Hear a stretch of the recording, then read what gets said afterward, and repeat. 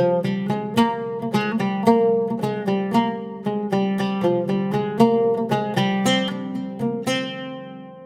இன்றைக்கி ரொம்ப டேஸ்டியான எல்லாருடைய ஆல் டைம் ஃபேவரட்டான திருநெல்வேலி ஹல்வா தான் பார்க்க போகிறோம்.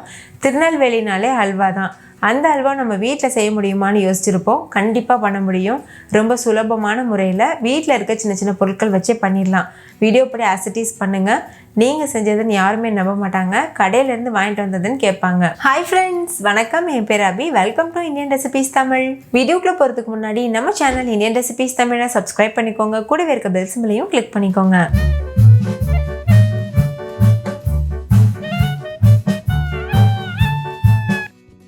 ஃபஸ்ட்டு இந்த ரெசிபி பண்ணுறதுக்கு 1 கப் அளவு முழு கோதுமை எடுத்து இந்த மாதிரி ஒரு பாத்திரத்தில் சேர்த்துக்கோங்க. நீங்கள் வீட்டில் இருக்க எந்த கப் வேணாலும் யூஸ் பண்ணிக்கலாம். எந்த கப்பில் கோதுமை அளக்குறீங்களோ அதே கப்பில் சர்க்கரை அளந்துக்கோங்க. அப்போ தான் கரெக்டாக இருக்கும். இப்போ இதில் தண்ணி சேர்த்துட்டு 2-3 டைம் நல்லா வாஷ் பண்ணிக்கோங்க. நீங்கள் கடையில் வாங்கின கோதுமை இல்லைன்னா ரேஷன் கோதுமை கூட யூஸ் பண்ணிக்கலாம். நல்லா 2-3 டைம் தண்ணி ஊற்றி வாஷ் பண்ணதுக்கப்புறமா தண்ணி சேர்த்துட்டு மூடி போட்டு மூடிட்டு ஓவர் நைட் அப்படியே ஊற வச்சுருங்க. இப்போ ஒரு நைட் ஃபுல்லும் நல்லா ஊறியிருக்கு. இதை நம்ம இப்போ ஓப்பன் பண்ணி பார்க்கலாம். இந்த மாதிரி நல்லா ஊறினதுக்கப்புறமா தான் நம்ம அரைக்கணும். அப்போ தான் இதிலேருந்து நிறைய பால் கிடைக்கும். சீக்கிரமாகவே நம்ம அரைச்சிட்டோன்னா பால் கம்மியாக கிடைக்கும். இப்போ இதை தண்ணியை வடிச்சிட்டு இந்த மாதிரி ஒரு மிக்ஸி ஜாருக்கு மாற்றிக்கோங்க.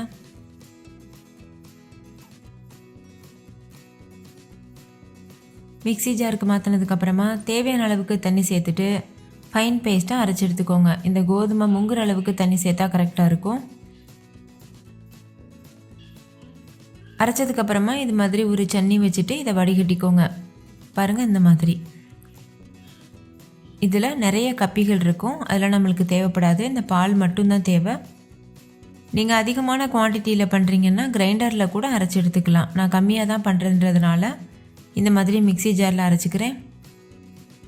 ஒரு ஸ்பேச்சுலா இல்லைன்னா ஸ்பூன் வச்சுட்டு நல்லா இது போல் மிக்ஸ் பண்ணி கொடுங்க.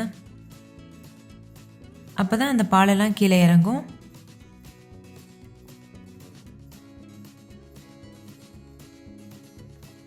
இந்த மாதிரி சக்கை மாதிரி மேலே ஃபார்ம் ஆகிருக்கும்.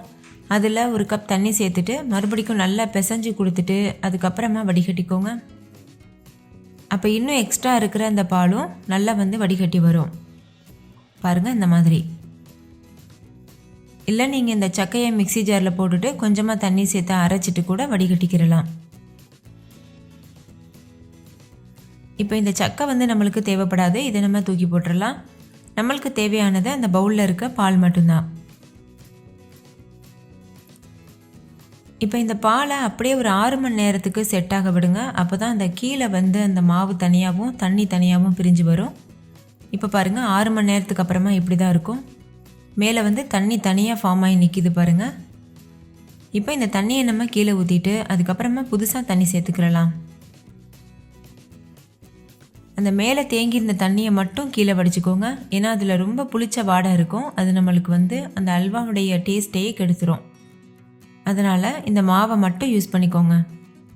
இந்த மாவு கார்ன்ஃப்ளவர் மாவு கன்சிஸ்டன்சியில் ரொம்ப ஃபைனாக இருக்கும். கையில் நம்ம தொட்டு பார்க்கும்போது கொஞ்சம் கூட குருணை இருக்காது. இப்போ இதில் தண்ணி சேர்த்துக்கோங்க. நம்ம எந்த கப்பில் கோதுமை அளந்தோமோ அதே கப்பில் தான் தண்ணி அளந்து சேர்த்துக்கணும். மொத்தமாக 2.5 கப் அளவுக்கு தண்ணி சேர்த்துக்கோங்க. கரெக்டாக இருக்கும். சேர்த்துட்டு நல்லா மிக்ஸ் பண்ணிக்கோங்க. ஏன்னா அந்த மாவு அடியில் தங்கியிருக்கும். அந்த கிண்ணத்தோடு அப்படியே ஒட்டிகிட்டு இருக்கும். நம்ம கை வச்சு தான் அதை கலந்து விட முடியும். அதனால் இந்த மாதிரி நல்லா மிக்ஸ் பண்ணிக்கோங்க. மிக்ஸ் பண்ணிவிட்டு இதை அப்படியே ஒரு ஓரமாக வச்சுருங்க. அதுக்கப்புறமா ஒரு பேன் சூடுபடுத்திக்கோங்க. அதில் 1 கப் அளவுக்கு சர்க்கரை சேர்த்துக்கோங்க. கூடவே 2 டேபிள் ஸ்பூன் நெய் சேர்த்துக்கோங்க. நம்ம இந்த அல்வாவில் ஆர்டிஃபிஷியல் கலர் எதுவும் சேர்க்க போகிறதில்ல.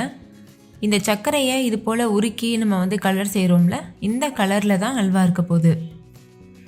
தண்ணி எதுவும் சேர்க்கக்கூடாது. ஹை ஃப்ளேமில் வச்சு சர்க்கரை தானாக மெல்ட் ஆகுறது வரைக்கும் இது போல் கலந்து விட்டுட்டே இருங்க. ஸ்டார்டிங்கில் இந்த மாதிரி அங்கங்கே கெட்டியாக இருக்க மாதிரி இருக்கும். போக போக அது நல்லா தண்ணியாயிரும்.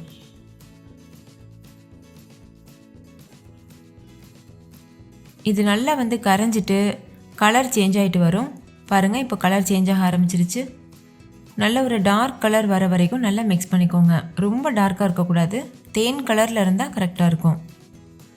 இந்த சர்க்கரை வந்து ரொம்ப டார்க்காகிருச்சுனாலும் கருகல் ஸ்மெல் வரும் அல்வாவில். அவ்வளோதான், இந்த கலர் வந்து பெர்ஃபெக்டாக இருக்கும்.